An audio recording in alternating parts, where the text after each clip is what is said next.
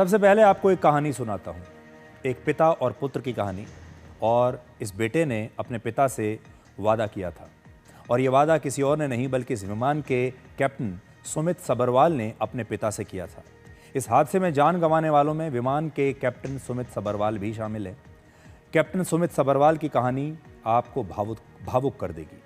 Captain Sumit ने अपने 88 साल के पिता से यह वादा किया था कि वो बहुत जल्द अपनी नौकरी से एक ब्रेक लेंगे और फिर उनके साथ बहुत सारा समय बिताएंगे, अच्छा समय गुजारेंगे, उनकी देखभाल करेंगे। सुमित ने 1994 में एयर इंडिया ज्वाइन किया था। पिछले 31 सालों से विमान उड़ा रहे थे लगातार। उनके पास 8,200 घंटे विमान उड़ाने का अनुभव था। कैप्टन सुमित सबरवाल ने लगभग 342 दिन एक तरीके से विमान उड़ाते हुए ही अपनी जिंदगी के गुजार दिए, अगर इनको हम दिन में कन्वर्ट करें 8,000 घंटों को। सिर्फ इस इंतजार में कि एक दिन वो अपने बुजुर्ग पिता की सेवा करेंगे, उनके साथ बहुत सारा समय बिताएंगे, एक दिन वो जीवन में सब कुछ हासिल कर लेंगे और फिर एक ब्रेक लेंगे और फिर पिता के साथ रहेंगे। कैप्टन सुमित अविवाहित थे और अपने पिता के साथ मुंबई में रहते थे। और जैसे ही इस हादसे की खबर पिता को मिली, पिता ने क्या कहा आप देखिए। वो बहुत ही अच्छे पायलट थे, बहुत ही एक्सपीरियंस पायलट थे।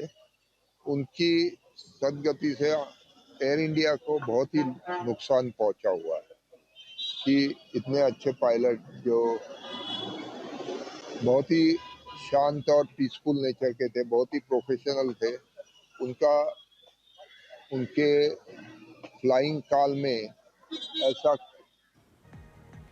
ये कहानी आपको सिखाती है कि अगर आपके भी बुजुर्ग माता पिता हैं, आप ये सोचते हैं कि एक दिन फ्री होकर उनके साथ समय बिताएंगे, उनको बार बार ये कहते हैं कि जल्द ही मिलते हैं, तो इंतज़ार मत कीजिए, अभी फ़ोन उठाइए, उनके साथ मिलने का समय तय कीजिए और उनके साथ मिलिए, उनके साथ समय बिताइए।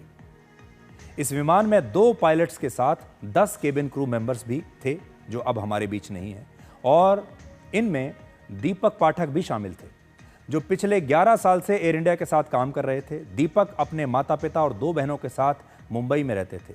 4 साल पहले ही दीपक की शादी हुई थी। दीपक अपने परिवार का इकलौता सहारा थे। हर बेटे की तरह दीपक भी अपनी मां का बहुत ख्याल रखते थे।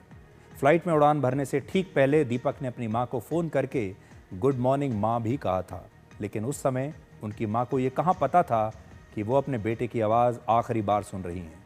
उनका बेटा आखिरी बार उन्हें गुड मॉर्निंग कह रहा है। और विमान हादसे की खबर दीपक के परिवार वालों को मिली तो शुरू में यकीन नहीं कर पाए।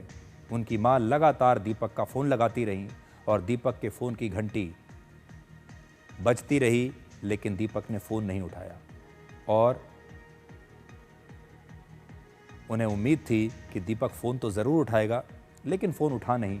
और हादसे की वजह से एक मां की जो उम्मीदें हैं, उनका दीपक हमेशा के लिए बुझ गया।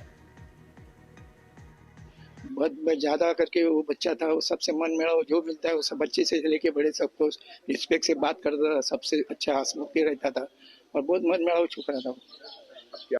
उसको ये था कि एक दिन में कुछ ना कुछ अच्छा बन जाए। रखना, सबको आवाज देना और अपना ड्यूटी अच्छे से निभाना, वही हिसाब से वो चलता था। और सब ये कॉम्प्लेक्स वाले जो भी है उनके साथ भी अच्छा बैठना उठना, सबको रिस्पेक्ट देना और रिस्पेक्ट लेना, वही उसका नेचर है। और बहुत मेहनत से वो ये पोस्ट पे पहुंचा था। ऐसी अनगिनत कहानियां हैं जो अभी और जिंदा रहना चाहते थे, अपने परिवार के साथ और समय बिताना चाहते थे, जो लंबी जिंदगी जीना चाहते थे, जिनके पास बहुत काम था और लगातार ये सोचते थे कि कल ये काम करते हैं, कल मिलेंगे। लेकिन जिंदगी कैसे एक झटके में छोड़कर चली जाती है, आज हमें ये सीखना चाहिए। इस प्लेन में जो क्रू था उसकी 2 सदस्य,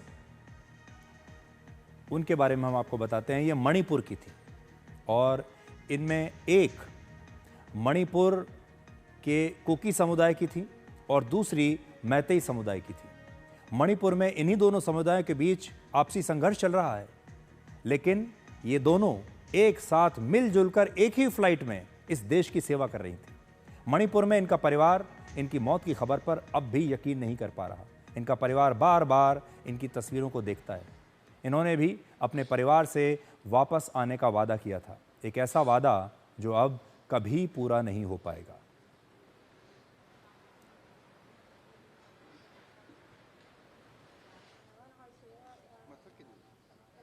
आखिर में आपसे बस इतना कहेंगे, जिंदगी आपका अधिकार नहीं है। ये जीवन की जो सांसें हैं, इन पर आपका अधिकार नहीं है। ये मत सोचिए कि कल आएगा ही। हम अक्सर यही सोचते रहते हैं कि जैसे हमारा आज का दिन था वैसे ही कल भी होगा। जैसे आज सुबह उठे थे, आज काम पर आए थे, कल भी ऐसा ही होने वाला है। इस हादसे ने आपको इतना तो ज़रूर सिखा दिया होगा। इसलिए आपके पास सिर्फ आज है।